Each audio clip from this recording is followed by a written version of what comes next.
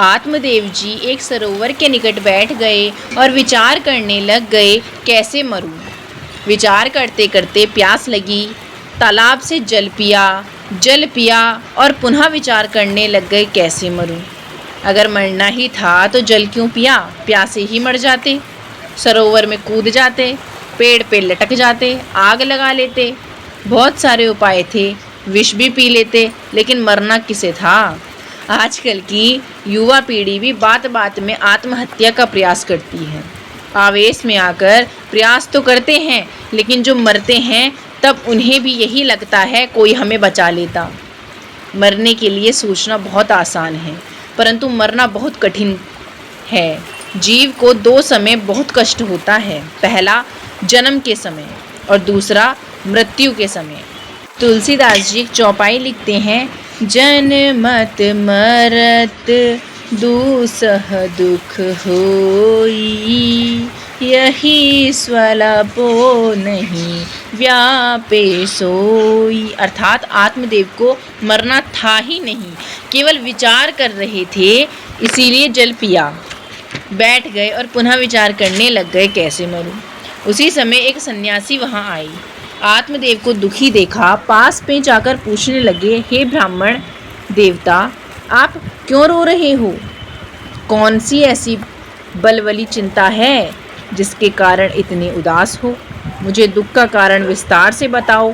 तब आत्मदेव जी ने कहा, मैं अपने दुखों का वर्णन कैसे कर सकता हूँ। मेरे द्वारा दी हुई जलांजलि मेरे पितर अपने आंसुओं से गर्म करके पीते हैं, क्योंकि मैं संतानहीन हूँ। जिस जीवन में संतान नहीं है वह जीवन धिक्कार के योग्य है।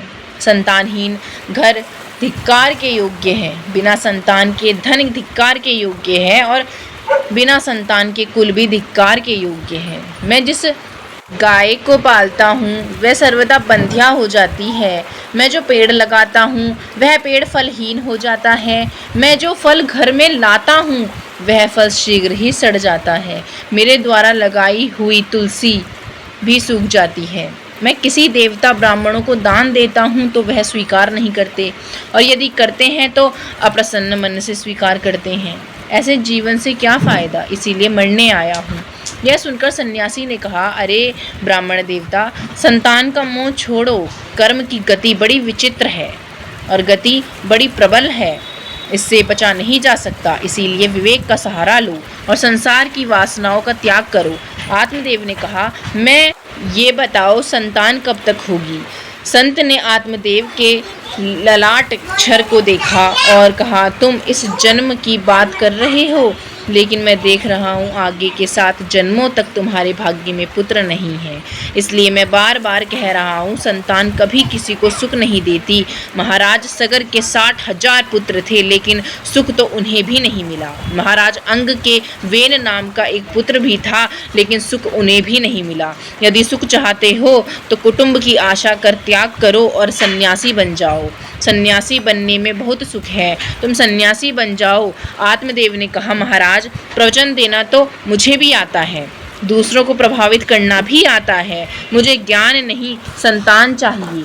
आपने कहा संतान कभी सुख नहीं देती, मान लिया, दुख देती है, लेकिन वह दुख भी तो कोई अपना ही दे रहा है, इसीलिए मुझे संतान चाहिए। आप सन्यासी हो, आपका हृदय सुस्त हो चुका है, आप क्या जानो पुत्र पौत्र का सुख क्या होता है। आपने कहा मेरे हाथों की लकीर में संतान नहीं है। मैंने सुना है, जो ना करे लकीर वसो करे फ़कीर। जो कार्य हाथों की रेखाएं नहीं कर सकती वह कार्य संत कर देते हैं। जैसे एक दृष्टांत के तौर पर समझाया जाए, आप लोगों ने वरदाचार्य जी की व्याकरण के महान आचार्य हुए हैं। इनका वास्तविक नाम क्या था पता नहीं, लेकिन इनके गुणों के अनुसार लोग इन्हें वरद कहते थे। वरद अर्थात बैल, वृषभ, क्योंकि यह कुछ पढ़ते लिखते नहीं थे। बहुत समय बीत गया, शुद्र गायत्री मंत्र का उच्चारण भी नहीं कर पाते थे, जिस कारण 7 के छात्र परिहास में वरद कहते थे। वह देखो वरद आ रहा है।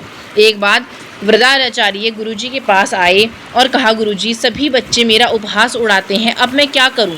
गुरुजी ने कहा, तुम्हारा यहाँ रहना व्यर्थ है, तुम अपने घर चले जाओ। और साथ में उन्होंने उनको कुछ सत्तू दे दिए और कहा, कहीं कुआं देखकर जल निकाल लेना और सत्तू खा लेना।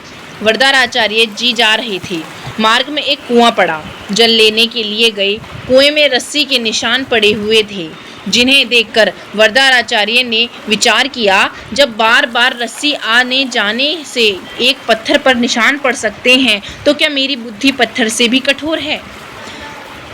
तुलसीदास जी एक दोहा लिखते हैं, रसरी आवत जात ते सिल पर पड़त निशान, करत करत अभ्यास ते जड़मति होत सुजान। अर्थात मैं अवश्य पढ़ूंगा, ऐसा कहकर एक नुकीला पत्थर उठाया। ये भी ज्ञात नहीं था विद्या की रेखा कौन सी होती है, स्वतः ही रेखा बना ली।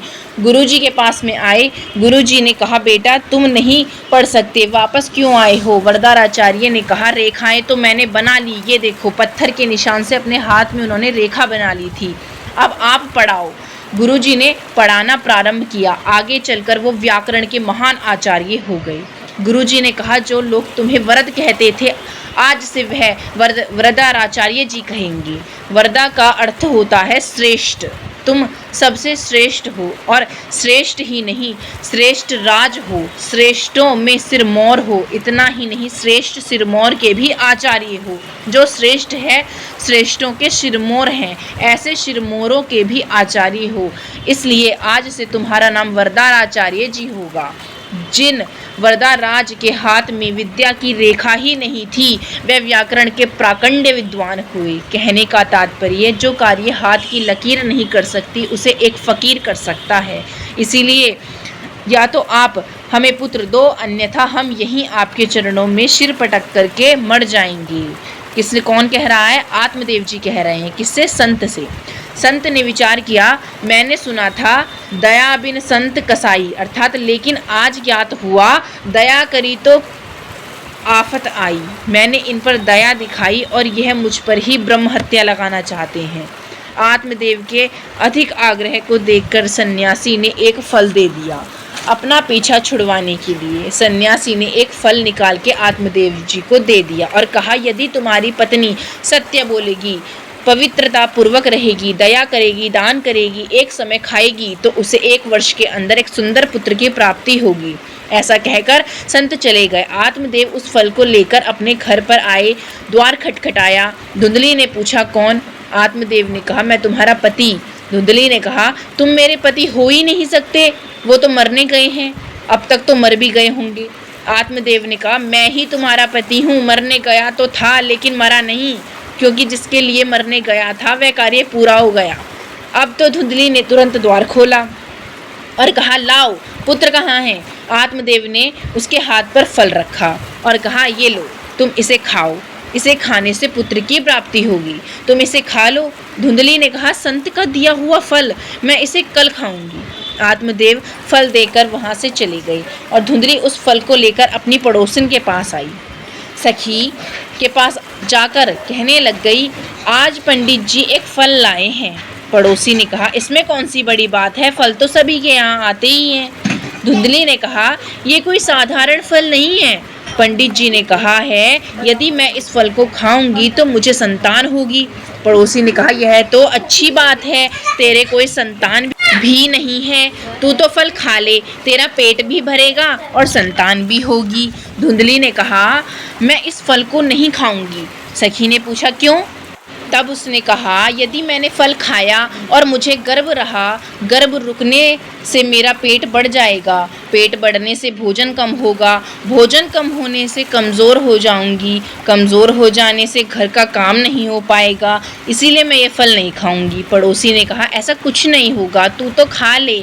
उसने कहा, नहीं खाऊंगी, यदि कहीं गांव में आग लग गई अथवा कोई चोरी या डाकू का हमला हो गया तो सब तो भाग जाएंगे, मैं गर्भिणी होने के नाते भाग नहीं पाऊंगी और मर जाऊंगी, इसीलिए फल नहीं खाऊंगी। पड़ोसी ने कहा, ऐसा कुछ नहीं होगा, फल खा ले, यदि खाए कहीं गांव में आग भी लग जाएगी तो तुझे सबसे बचाया जाएगा, फल खा ले। धुंधली ने कहा, नहीं खाऊंगी। सखी ने कहा, अब क्या हुआ? उसने कहा, मैंने सुना है हिरण्याक्ष और हिरण्यकश्यपु अपने माँ के गर्भ में 100 वर्ष तक रहे थे, कहीं मेरा भी गर्भ ऐसा हो गया। तब सखी ने कहा, क्या कहा? इसके आगे की कथा हम नेक्स्ट वीडियो में देखेंगे। तब तक के लिए एक बार प्रेम से बोलेंगे, राधे राधे, जय श्रीमन नारायण।